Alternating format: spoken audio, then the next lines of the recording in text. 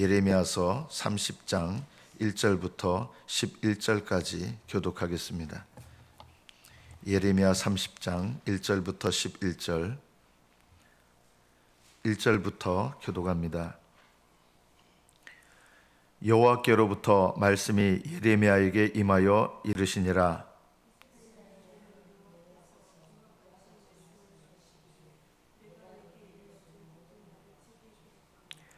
여호와의 말씀이니라. 보라, 내가 내 백성 이스라엘과 유다의 포로를 돌아가게 할 날이 오리니 내가 그들을 그 조상들에게 준 땅으로 돌아오게 할 것이니 그들이 그 땅을 차지하리라. 여호와께서 말씀하시니라.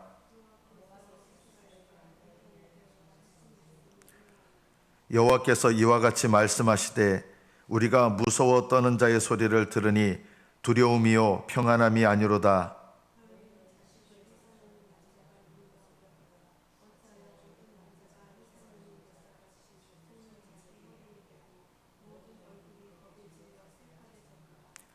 슬프다 그날이요, 그와 같이 엄청난 날이 없으리라. 그날은 야곱의 환난의 때가 되미로다. 그러나 그가 환난에서 구하여 냄을 얻으리로다.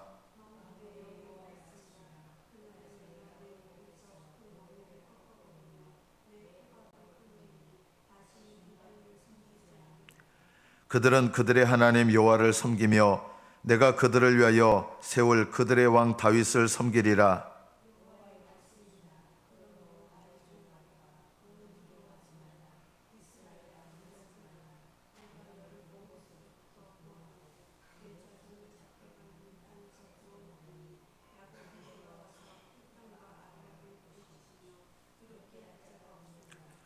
이는 여호와의 말씀이라. 내가 너와 함께 있어 너를 구원할 것이라.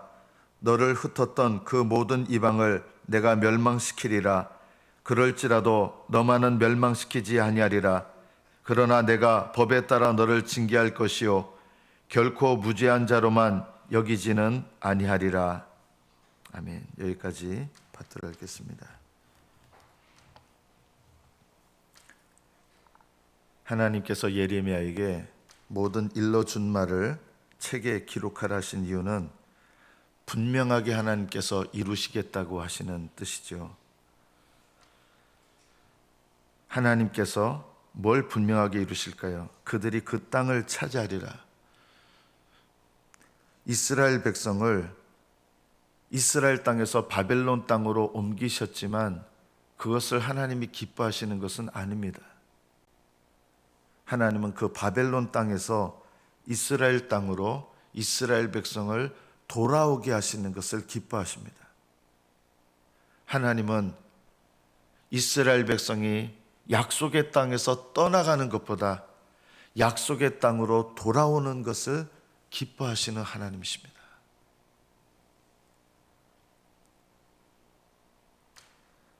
하나님께서 여러분들이 기도하실 때 뭘 기뻐하시느냐?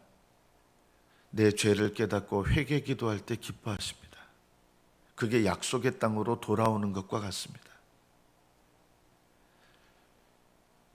아무리 큰 죄인이라도 깨닫고 회개하며 돌아올 때 하나님은 기뻐하십니다.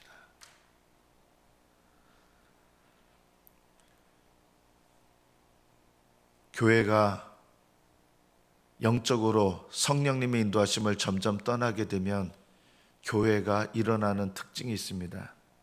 첫째, 교회에서 죄와 거룩함에 대한 말씀이 점점 줄어듭니다. 왜냐하면 그게 싫으니까요. 죄를 깨닫게 하는 설교는 불편합니다. 또 거룩함에 이르라 이런 요구는 또 불편합니다. 죄를 떠나라는 이런 말씀도 불편하고 거룩함에 이르러야 된다 이런 요구도 불편하게 느껴지죠. 그래서 말씀을 전하는 이들이 성도들에게 맞추기 시작하면 죄와 거룩에 대한 말씀을 전하지 않게 됩니다. 뭐만 전하는지 아십니까? 하나님께서 우리를 위하여 하신 일만을 강조합니다. 물론 그거 강조해야 되죠. 너무나 중요합니다. 그러나 하나님께서 나를 위하여 하신 일만 이야기하고 내가 하나님을 위하여 할 일에 대해서는 침묵하기 시작합니다. 십자가로 모든 죄를 용서하셨다는 것은 강조하지만 십자가를 바라보며 내 죄를 철저하게 회개하고 십자가를 바라보며 거룩함에 이르러야 된다는 것은 전하기를 점점 꺼려하게 됩니다. 그래서 교회 안에 없어지는 게 뭐냐? 회개에 관한 것이 점점 사라집니다. 회개에 대한 말씀이 별로 없어집니다. 그냥 성도들이 제일 원하는 것은 회개에 관한 말씀이 아니에요. 뭘 원합니까? 이스라엘 백성들이 거짓 선지자들에게 기대했던 것과 같습니다. 거짓 선지자들이 뭘 했습니까? 하나님이 속히 바벨론 땅에서 우리를 이끌어 드릴 것이다. 바벨론에 이 가져갔던 성전 기물들 하나님께서 가져오게 하실 것이다. 속히. 이런 거짓 선지자들의 얘기는 너무나 좋아했습니다. 그러나 바벨론 땅에서 70년을 보내야 되고 그 70년을 보내는 가운데 이스라엘 백성이 하나님 앞에 거스렸던 죄악을 회개해야 된다. 하나님께서 이스라엘 백성을 바벨론 포로로 가게 했던 이유가 뭐냐면 불순종이었거든요. 교만이었거든요. 그 징계의 기간 동안 그것을 회개해야 된다는 것을 말하면 그거는 불편한 거예요. 성도들이 기도하는 걸 보면은 그 교회를 알 수가 있습니다. 여러분이 한번 생각해 보십시오. 두세 사람이 모여서 나누는 이야기, 두세 사람이 모여서 나누는 기도를 살펴보시면 그 교회가 하나님 앞에 어떤 교회인지 금방 알 수 있습니다. 성도들이 두세 사람이 모여서 나누는 이야기들이 뭘 나눕니까? 세속적인 이야기 나누고 세상 성공 얘기 나누고 세상의 복에 대해서 얘기 나누고 그리고 기도하는 걸 보면 압니다. 기도 안 합니다. 세속적인 교회들은요, 성도들이 모이긴 모이는데 기도할 생각을 안 합니다. 다 세상적인 얘기로 즐거워하고 세상적인 얘기 중에 또 뭘 얘기합니까? 다른 성도 얘기하고 세상 말로 말하면 뒷담화와 같은 얘기, 그런 얘기들 좋아합니다. 재밌으니까. 그런데 기도는 안 합니다. 남의 뒷담화하면서 기도하는 사람이 있겠습니까? 없죠. 그러니까 두세 사람이 모여서 같이 우리 기도하자, 우리 이런 기도 제목을 위해서 기도하자, 이런 거는 안 하고 누구 욕하고 심지어 뭐 담임 목사 욕하고 중직들 욕하고 남 욕하고 다른 성도 욕하고 비난하고 비방하고 이런 것들은 있는데 뭐가 없어요? 기도하는 거 없어요. 그래서 두세 사람이 모였을 때 그 사람들이 하나님 앞에 기도하는가, 그리고 뭘 기도하는가, 그걸 보면 그 교회의 영적인 형편과 수준을 알 수 있습니다. 제가 참 염려하는 것 중에 하나는 이것입니다. 예전에 교회하고 오늘날의 교회하고 비교할 때 큰 차이점이 있습니다. 뭐냐면 예전에 성도들은 서로 모여서 기도와 말씀을 격려했어요. 제가 기억하는 옛날 어르신들은 모이면 뭐 하냐면 우리 기도하자고, 밤에 모여서 기도하자고. 제가 기억하는 저희 교회가 그렇게 뭐 기도 열심히 하는 교회도 아니었어요. 권사님들은 뭐 하냐면 우리 같이 기도하자 해가지고 밤 한 10시, 11시 모여가지고 교회에서 기도하고 무슨 유치부시 이러는 데서 같이 기도하고 이런 기도 모임이 정말 많았거든요. 요즘에는 이런 기도 모임 없어요. 좀 솔직하게 표현하면 어디 먹으러 가자, 어디 놀러 가자.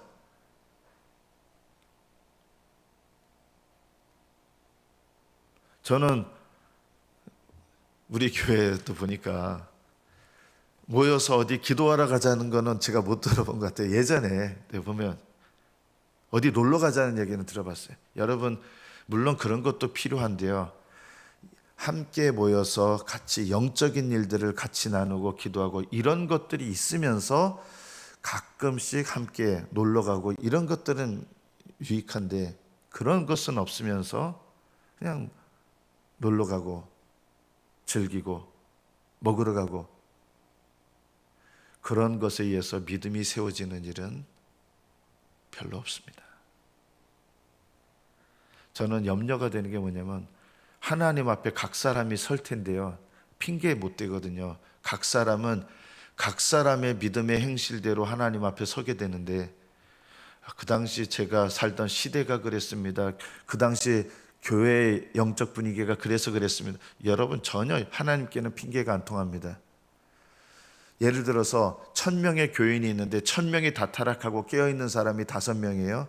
하나님은 수준을 낮추시는 법이 없으십니다. 하나님은 안 바뀌세요. 이스라엘 백성이 수십만 명이 있어도요, 하나님께서 계속 경고하시는데 듣지 않았잖아요. 어떻게 됐습니까? 그래서 바벨론으로 옮겨버리신 거예요. 민족적으로 깨달으라고. 왜냐하면 이스라엘 민족 중에 하나님의 말씀을 듣고 깨닫는 자가 없었던 거예요. 전 민족이 깨닫는 일에 무감각한 거예요.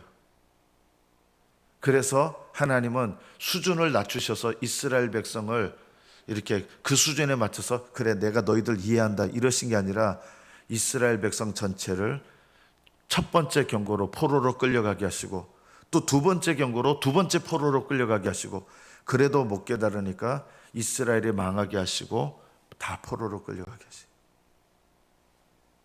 이스라엘의 역사 속에서 우리가 배워야 될 게 뭘까요? 하나님은 안 바뀌십니다. 우리가 바뀌어야 됩니다. 지금 이 시대는 점점 이렇게 전반적으로 보면 그래요. 기도하는 그리스도인들이 너무 적어요. 이게 너무 마음 아파요. 예전에는 웬만하면 다 기도했어요. 애기 엄마도 기도했어요. 여러분 어린 시절 보시면 기억하시잖아요. 애기 엄마들도 교회 와서 애기 업고 와가지고 기도하고 애기 낳아도 기도하고 그랬어요. 애기 들쳐업고 포대기에 이렇게 싸가지고. 요즘에 애기 업고 교회 와서 기도하시는 분 저는 거의 본 적이 없어요. 예전에는 애기 업고 와서 교회에서 울면서 기도하고 애기 업고 교회 왔다는 것은 젊은 분이거든요. 하나님은 하나님의 심판 때에 다 우리가 서게 되는데요. 사람들 평균 수준에 맞춰서 하시지 않아요. 남들보다 내가 그래도 평균 이상이다 그렇게 생각하시면 안 돼요. 하나님 뜻을 따르느냐가 중요해요. 하나님 뜻대로 내가 기도하고 하나님 뜻대로 내가 신앙생활하는가. 이것이 우리가 하나님 앞에 우리를 돌아봐야 될 일입니다. 여러분의 삶에 이것을 꼭 적용해 보십시오. 지금 내가 현재 처한 환경 속에서 나는 하나님의 뜻을 따르고 있습니까?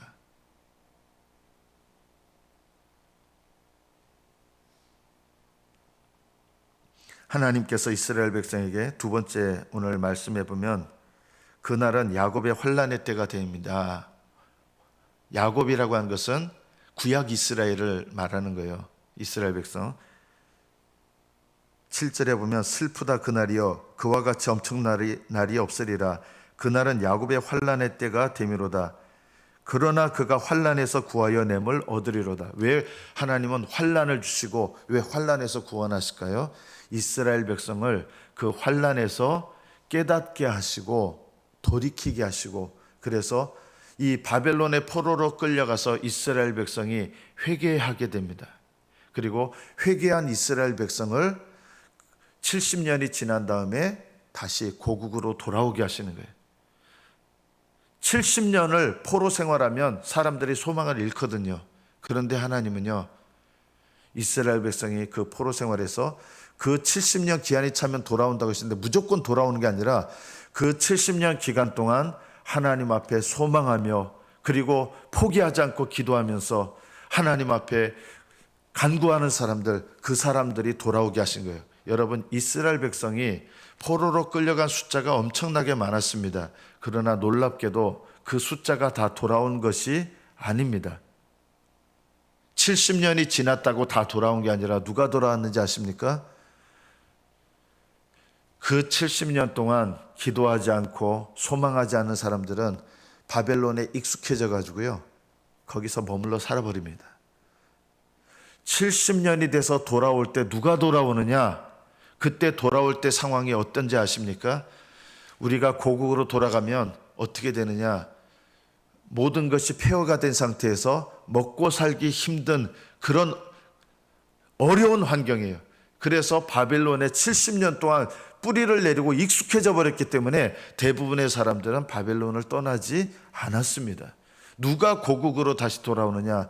그 70년의 기간 속에서 깨어 기도하던 사람들, 하나님 앞에 회개하고 정말 믿음으로 하나님 나라를 구하는 그런 사람들이, 우리는 바벨론에 70년 뿌리 내렸으니까 안정적인 삶을 살잖아요. 웬만하면 안정적인 삶을 버리고 우리는 그래도 우리의 하나님이 약속하신 땅에 가야 된다, 이 믿음으로 고난이 예상됨에도 불구하고 그 땅으로 가려고 하던 사람들이 돌아왔어요. 여러분, 누가 돌아오기, 이게 상징적인 내용이에요.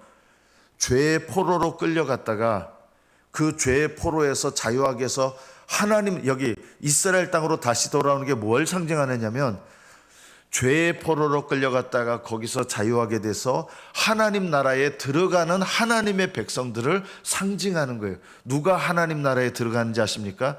여러분, 이 땅이 바로 바벨론과 비슷합니다. 예수님을 믿는 사람들 중에 바벨론에 뿌리 내려서 우리는 이 땅을 떠나기 싫습니다 하는 그리스도인들이 많은 거예요. 다른 말로 말하면 육신을 따라 살고 세상적으로 살아요.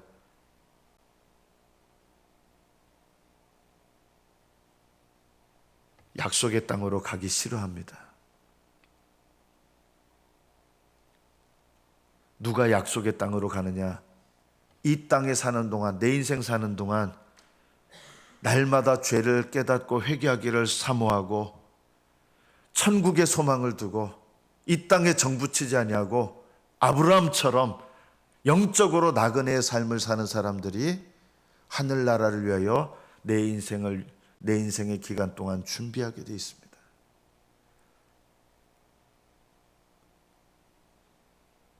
큰 교회나 작은 교회나 저는 큰 차이는 없다. 어떤 면에서 큰 차이는 없느냐?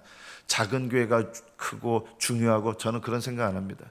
작은 교회도 얼마든지 육신적이고요, 작은 교회라고 해서 신령하지 않더라고요. 큰 교회라고 해서 신령하지 않은 거 아니에요. 교회 크기와 상관이 없어요. 하나님은 이 땅에 사는 동안 하늘나라를 추구하고 하나님을 추구하는 사람을 아십니다. 하나님께서 자기 백성을 이 땅 가운데서 믿음으로 살면 뭘 겪게 되느냐? 환난을 겪게 되거든요. 왜 야곱을 환난에서 구하여 내십니까? 이 야곱은 어떤 야곱이냐? 야곱이 하나님 앞에 죄 가운데 살 때는 바벨론으로 옮겨버리셨어요. 그 바벨론에서 사는 야곱이 하나님 앞에 회개할 때 그 야곱을 하나님 불쌍히 여기시고 환난에서 구하여 내시는 것입니다. 여러분의 인생의 날 동안 누가 하늘나라에 들어가느냐? 대체로 보면 알 수 있습니다. 하늘나라에 들어가는 백성들의 특징은 첫째, 기도합니다. 여러분, 기도에 힘쓰십시오. 기도하는데 어떤 기도를 합니까? 하늘나라에 들어가는 백성들은 기도할 때 반드시 하는 기도가 있습니다. 뭘 할까요? 회개 기도합니다. 여러분, 기도하기를 힘쓰시고 회개 기도하기를 힘쓰셔야 됩니다. 회개 기도에 뒤따르는 게 있습니다. 뭐가 뒤따를까요? 겸손하게 낮아지고요, 그리고 하나님 뜻에 순종하기를 배웁니다. 그래서 회개 기도를 배우고 겸손하게 낮아지는 기도를 배우고 하나님의 뜻에 순종하는 기도를 배우게 되어 있습니다. 이런 기도의 사람들이 하늘나라에 들어가기에 합당함을 얻은 자들이고, 하나님은 이런 그리스도인들을 하늘나라로 인도하십니다.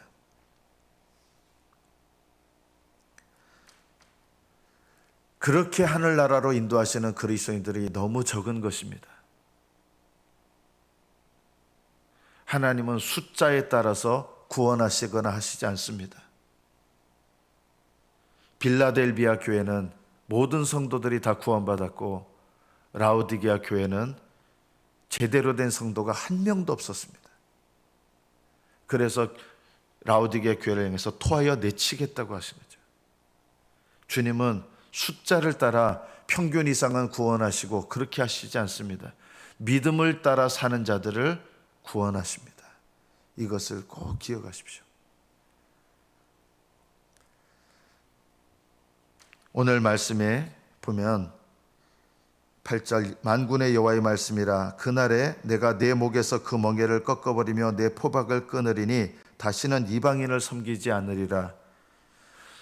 죄의 멍에와 죄의 결박을 끊으시는 거예요. 예수님은 십자가 지심으로 우리의 죄의 멍에를 꺾으셨습니다. 할렐루야.